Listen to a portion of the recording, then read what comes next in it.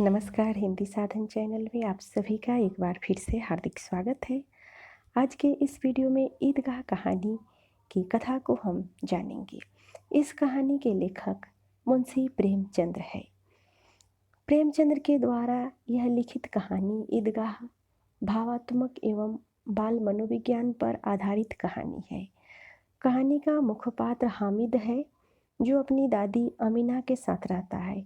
हामिद के माता पिता नहीं है, इसलिए उसका पालन पोषण उसकी दादी अमीना ही करती है। हामिद के चरित्र के माध्यम से अभावग्रस्त जीवन के कारण बच्चों का समय से पहले समझदार होना और इच्छाओं का दमन करना दर्शाया गया है। अब इस कहानी के पाठ सार को हम देखेंगे। ईदगाह के अवसर पर गांव में ईदगाह जाने की तैयारियां हो रही है। सभी लोग कामकाज निपटाकर ईद के मेले की जाने की तैयारी में है। बच्चे सबसे ज़्यादा खुश हैं। उन्हें गृहस्थी की चिंताओं से कोई मतलब नहीं है। उन्हें तो यह भी मालूम नहीं कि उनके अब्बा जान ईद के लिए पैसों का इंतजाम करने चौधरी कायम अली के घर दौड़े जा रहे हैं, और यदि चौधरी पैसे देने से मना कर दे तो वह ईद का त्यौहार नहीं मना पाएंगे। उनका यह ईद की खुशी के अवसर पर मुहर्रम में बदल जाना बच्चे को समझ में नहीं है। बच्चे को तो बस ईदगाह जाने की जल्दी है। हामिद 4-5 साल का दुबला पतला लड़का है। वह अपनी दादी अमीना के साथ रहता है। उसके माता पिता गत वर्ष पहले गुजर चुके हैं, परंतु उसे बताया गया है कि उसके अब्बा जान रुपए कमाने गए हैं। उसकी अम्मी जान अलामिया के घर से उसके लिए अच्छी अच्छी चीज़ें लाने गई है। इसीलिए हामिद आशावान है और प्रसन्न है। अमीना स्वयं मीठा पकवान का इंतजाम के लिए घर पर रखकर हामिद को 3 पैसे देकर मेले में भेज देती है। यानी उसकी दादी मीठे पकवान की इंतज़ाम करती है और सेवई की भी इंतज़ाम करती हैं कि सेवइयाँ बनेंगी, और हामिद को मेले जाने के लिए 3 पैसे उसे देती है। गांव के बच्चे मेले की ओर चले, हामिद भी साथ में चला। रास्ते में बड़ी बड़ी इमारतें, फलदार वृक्ष आए। बच्चे कल्पनाशील होने के नाते तरह तरह की कल्पनाएं तथा उन चीज़ों पर टीका टिप्पणी करते आगे बढ़ते जा रहे थे। रास्ते में पुलिस लाइन आने पर एक ने कहा, यहाँ सिपाही कवायद करते हैं। मोहसिन का कहना था कि यही पुलिस वाले चोरी भी करवाते हैं।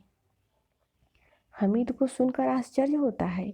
इस प्रकार बालकों में पुलिस के प्रति अलग अलग विचारधाराएं थी। उनके भीतर की भाईचारे को भावना उनके आपस में जोड़े रखती थी। धर्म आपस में लोगों को जोड़ता है, तोड़ता नहीं। धर्म के नाम पर तोड़ने वाले धर्म के रहस्य को समझते ही नहीं। कोई भी धर्म मनुष्य मनुष्य के बीच भेद नहीं करता। ईदगाह में नमाज के पश्चात हामिद के दोस्त चरखे ऊपर झूलते हैं, परंतु हामिद दूर खड़ा देखता है।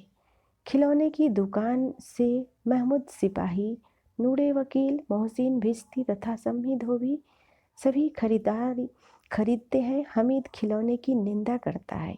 वह खिलौना नहीं खरीदता है।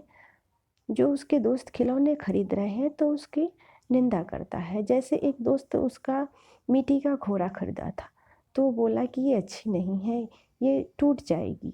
इस प्रकार से हामिद जो भी दोस्त उसके खिलौने खरीदते हैं उस खिलौने की वह निंदा करता है और स्वयं कुछ नहीं खरीदता, परंतु साथ ही ललचाए निगाह से उन्हें देखता भी है।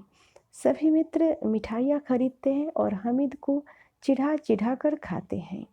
मेले के अंत में लोहे की दुकान पर चिमटा देखकर हामिद को अपनी दादी अमीना का ख्याल आता है।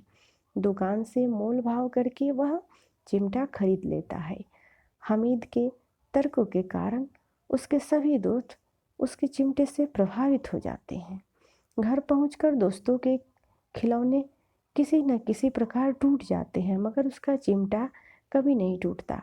अचानक हाथ में चिमटा देखकर दादी चौंक गई। पूछने पर बताती है कि उसने मेले से 3 पैसे का चिमटा खरीदा है। दादी उसकी नासमझी पर क्रोधित होते हुए पूछती है कि पूरे मेले में उसे कोई और चीज़ खरीदने को नहीं मिली। हामिद अपराधी भाव से बताता है, दादी की उंगलियां तवे से जल जाती थी, इसीलिए हमने चिमटा खरीदा है। यह सुनकर दादी का क्रोध तुरंत प्रेम में बदल जाता है। दादी अमीना हमीद के त्याग सुनकर उसके विवेक को देखकर हैरान रह गई। सुबह से बच्चा भूखा दूसरों को मिठाई खाते देख कैसे अपने मन को मनाया होगा। मेले में उसे अपनी बूढ़ी दादी की याद बनी रही। यह सोचकर हमीना का मन गदगद हो गया और वह फूट फूट कर रोने लगी। तो इस प्रकार से आज हमने ईदगाह कहानी की कथा वस्तु को देखा। मिलते हैं अगले वीडियो में, तब तक वीडियो देखने के लिए आप सभी को बहुत बहुत धन्यवाद। वीडियो पसंद आए तो इसे लाइक और शेयर अवश्य ही करें।